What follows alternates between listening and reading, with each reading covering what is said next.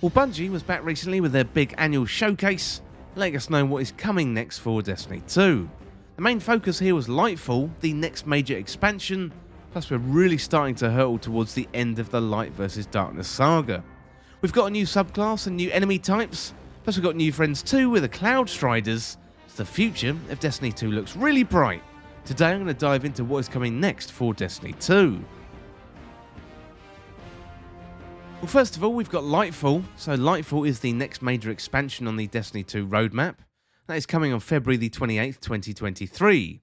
This one is about the beginning of the end of the Light vs Darkness Saga. So Lightfall takes us to Neptune and the neon city of Neomona, where we're going to be taking on the Shadow Legion, a darkness variant of the Cabal. Plus we've got new Tormentors, which appear to be Rulk-like mini-bosses. Callus appears to be reborn via the Witness, as a disciple of the Darkness. Plus we got a brand new Darkness subclass coming with Strand. This is our second Darkness subclass, where we literally weave threads of consciousness. Now we got a new story, a new raid, new dungeons. Plus we got a legendary campaign that is making a comeback. So Bungie announced that 66% of players who played through the Witch Queen campaign actually played a legendary difficulty. So it's really, really great to hear this is making a return, especially given Bungie made their name with Halo campaigns. So paired with the new Dark Forces of Callus and the Shadow Legion, we got new enemy types called Tormentors, which look like roaming mini-bosses. They look Rulk-esque, so he was the boss of the last raid, the Vow the Disciple. Almost combine these with champions, although Destiny 2 players really don't like champions, so maybe that comparison may not be welcome. Tormentors look like a new exciting enemy type, much like we had a Light-bearing Hive with the Witch Queen campaign.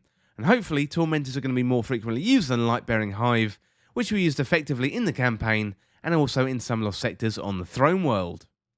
So Cloudstriders are new allies on Neptune, and we don't really know too much about Cloudstriders at the moment, other than they're protectors of Neptune, almost the guardians of Neptune themselves. Well, next up let's have a closer look at Neomona. So the Witness is coming and the Pyramid Fleet has arrived on Neptune, where Neomona Neon City has been hidden for generations. Neptune and Neomona is unlike any other Destiny 2 location we've had before. We're used to broken down old derelict cities, frozen moons or ravaged throne worlds. This is a neon city and looks more like Night City from Cyberpunk 2077 rather than the last city on Earth. This could be Nepheli's stronghold, referred to at the end of the Witch Queen campaign and the subsequent missions. So Rasputin had apparently knowledge something called Nepheli's stronghold. As I say, there are some clues at the end of those missions, and the lore says so. New intel awaits you on the evidence board, and the report includes a note to Ikora. So to Ikora, here's the AI-COM RSPN protocol transcript we picked up from the wounds.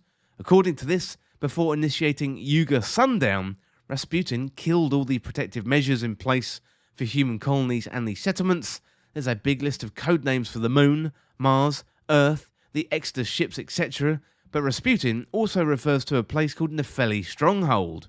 No record of that in any of our databases, forwarding to AB for cross-reference. Then a follow-up message from Anna Bray brings up more questions than it answers. So no hit on Nepheli's Stronghold in any of Rasputin's records. Can't even find the original transcript you're quoting.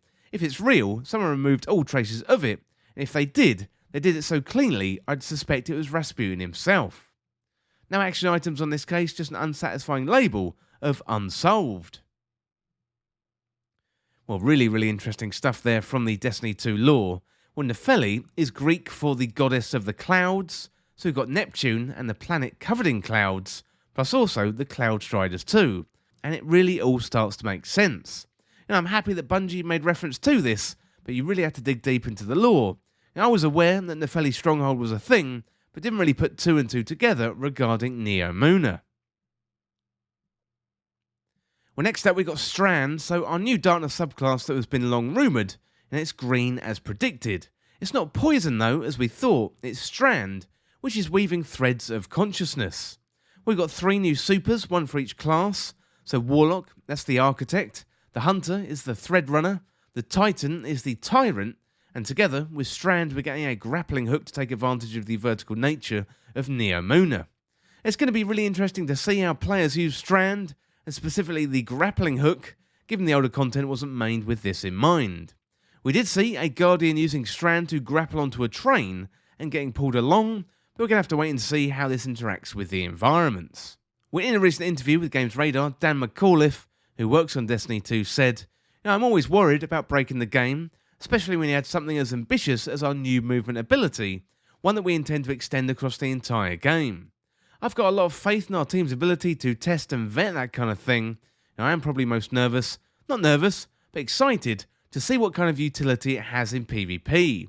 As with everything else that's introduced, it's going to bring a change to the sandbox that we will react to.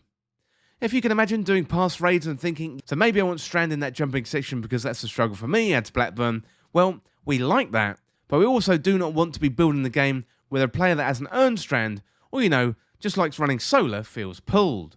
We're really thinking about balance here, some cool moments you can accomplish with Strand. So I was playing this recently where there's this BS thing of traps between me and where I wanted to go. I'm watching Robbie Stevens, our assistant game director, hobble through the traps and I'm like, nah, I'm just going to grapple. Well, that grappling hook seems really, really cool. Can't wait to get my hands on it in Lightfall when that comes out. So more big announcements now. We've got new social tools for the game. A few new tools coming to Destiny 2, some of which we've asked for many years. So Guardian Ranks aims to help new players to new player experience by providing clear objectives.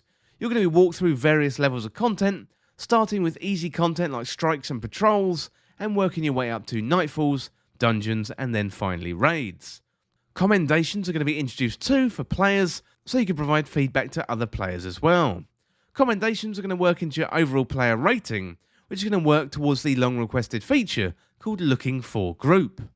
LFG is a way to find other players for non-match made activities, and this has existed outside the game in many forms over the years. Bungie launched an app, plus they've also got the Fireteam section on their website, and that appears to use the same technology. So if you don't have a clan or friends who play Destiny 2, this is a very, very valuable tool, and something I use on a regular basis to raid, or do nightfalls or any other endgame PvE content. You can also use this for Trials of Osiris, although personally I use it much more for endgame PvE. Well, also we had the announcement of no more sunsetting, so sunsetting itself is also being sunset, so Shadowkeep, Beyond Light and the Witch Queen and Lightful campaigns, they're going to be staying in the game.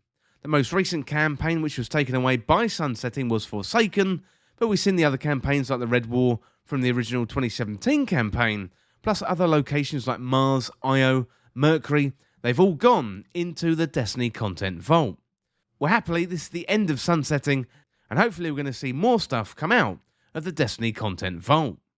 We've also got new endgame activities, so we've got a new raid for Lightfall, plus we've got 2 new dungeons coming in Seasons 21 and 23. We're also likely to get a returning raid from Destiny 1 in Season 22, but I don't think that's been confirmed just yet. Well, loads of really, really exciting stuff there for the future of Destiny 2. I'd love to hear what you think. Let me know on Twitter at TWIVG Podcast. Would really, really love to hear what you think.